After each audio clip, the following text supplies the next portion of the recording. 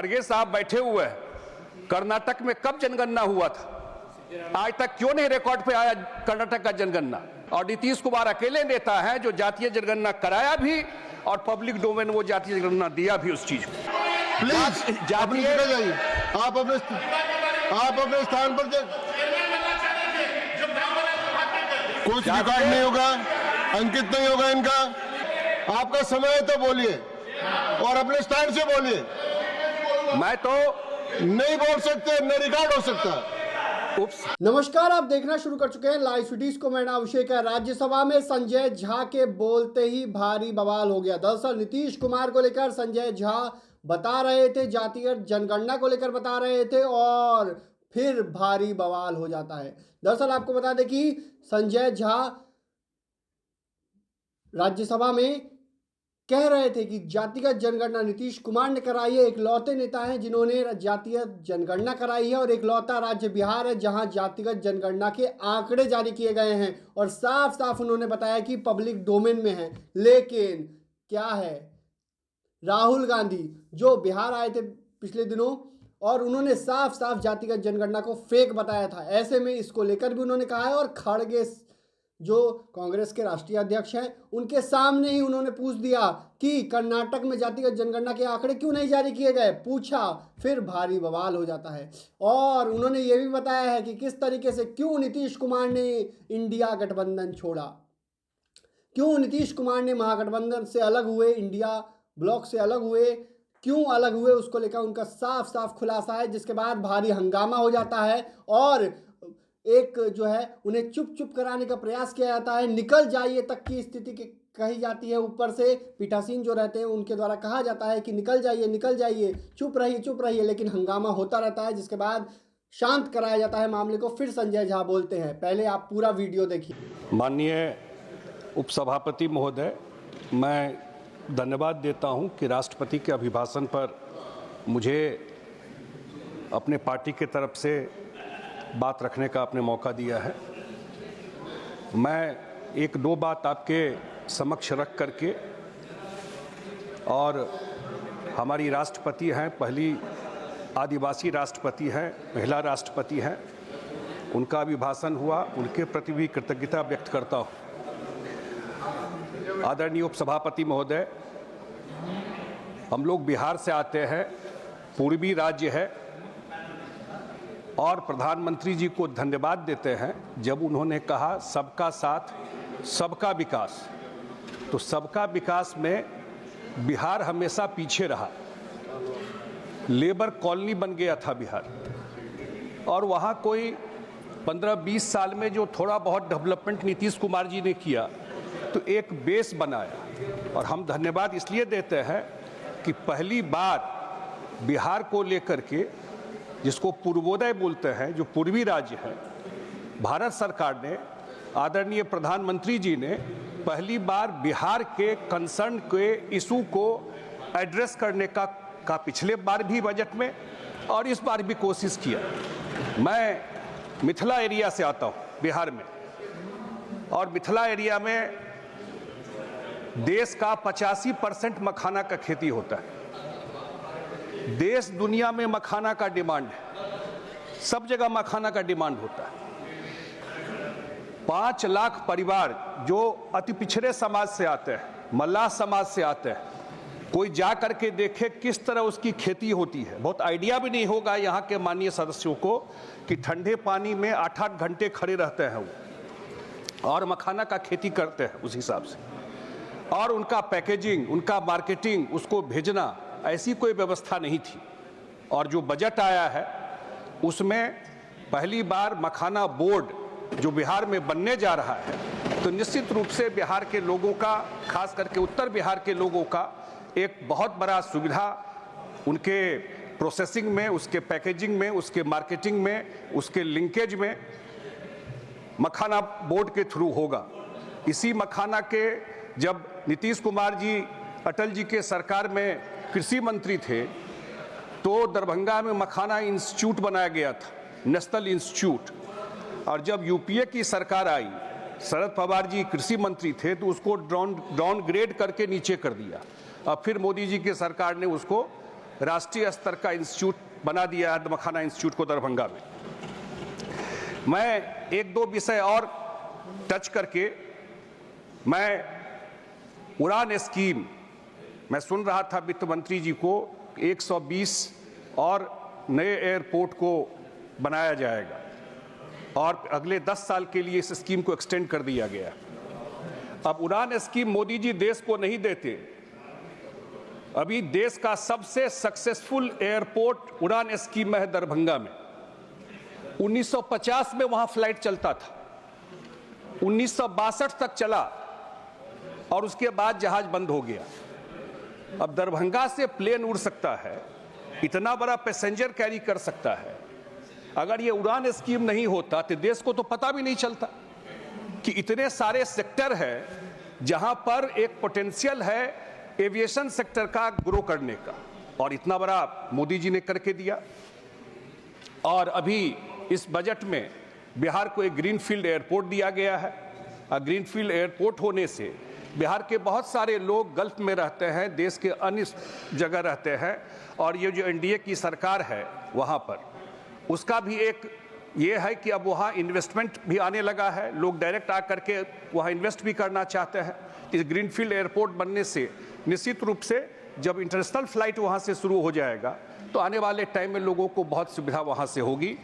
अभी बिहार सरकार ने दरभंगा में भी इंटरनेशनल एयरपोर्ट बनने उसका प्रपोजल भारत सरकार को भेजा है, लैंड एक्वायर करने का पैसा भी दिया है। एक विषय मैं और टच करना चाहता हूं, मैं फिर क्योंकि मैं इसी एरिया को बता रहा हूं, मैं जिस एरिया से आता हूं, अभी गए थे प्रधानमंत्री जी उद्घाटन करने। बिहार तो ये तो 18-19 साल में एनडीए सरकार ने उसको उस गर्त से निकाला है। बिहार ज्ञान का सबसे बड़ा केंद्र था। नालंदा यूनिवर्सिटी जब यूरोप में यूनिवर्सिटी नहीं थी उस समय नालंदा यूनिवर्सिटी था। पूरे चाइना की बात हो रही है, चाइनीज लोग पढ़ने आते थे। नीतीश कुमार जी उसी एरिया से आते हैं, नालंदा से। उन्होंने इस काम को शुरू किया जब मुख्यमंत्री हुए, और अभी प्रधानमंत्री जी गए हैं, नालंदा यूनिवर्सिटी का उद्घाटन किया है, और अभी इंटरनेशनल लेवल पे वहाँ पर पढ़ाई और व्यवस्था वहाँ पर शुरू हुई है, और वो भी काम वहाँ पर शुरू हुआ। और उसी तरह जो मैं जिस एरिया से आता हूँ, आदरणीय उपसभापति महोदय, एक बड़ा मैं देखा अनाउंसमेंट, उसका दाम इस बार दिया है इन लोगों ने, ये ज्ञान भारत मिशन, 1 करोड़ पांडुलिपि को डिजिटाइज करने के लिए।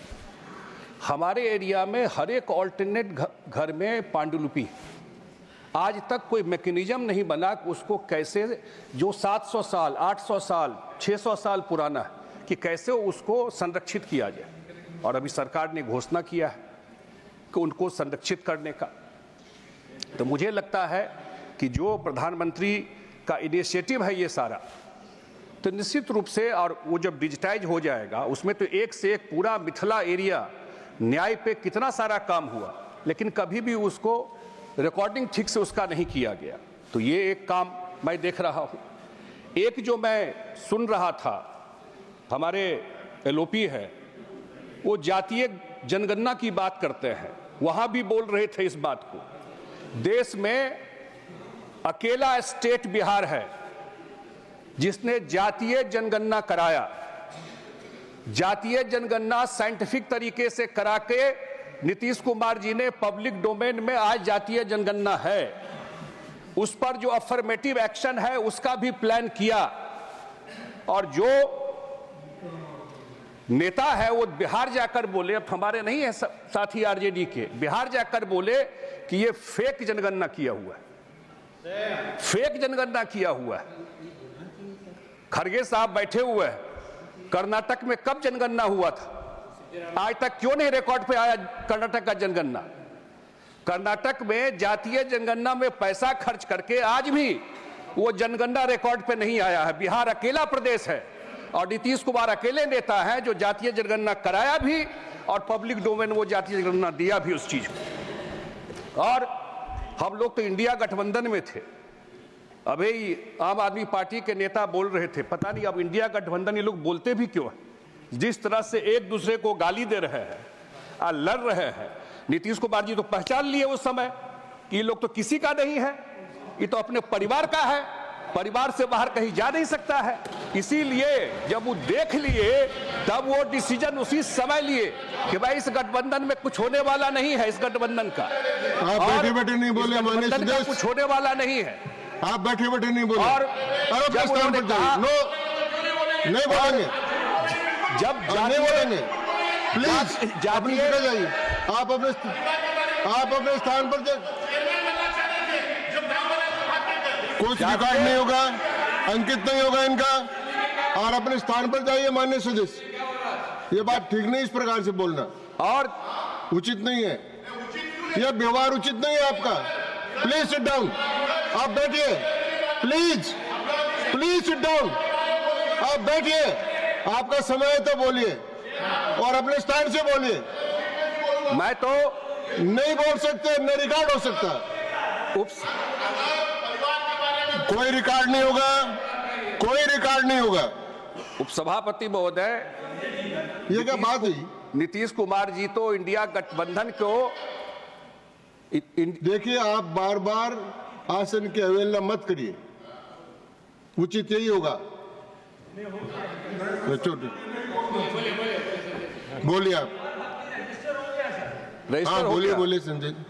उपसभापति महोदय, नीतीश कुमार जी तो इंडिया गठबंधन के बेंगलोर में भी, मुंबई में भी मीटिंग में कहे कि एजेंडा में डालिए जातीय जनगणना, लेकिन कांग्रेस वाले नहीं माने। आज जो घूम घूम कर बोल रहे हैं, नहीं माने कि इसको हम लोगों के एजेंडा में डालना, और अकेला स्टेट है जो ये काम किया, वो आपके जानकारी में देना था। उसके लिए अपने पार्टी की तरफ से भी, अपने स्टेट की तरफ से भी, बिहार की तरफ से भी धन्यवाद देते हैं, जो कम से कम पहली बार तो कोई सुधि ले रहा है उस एरिया को।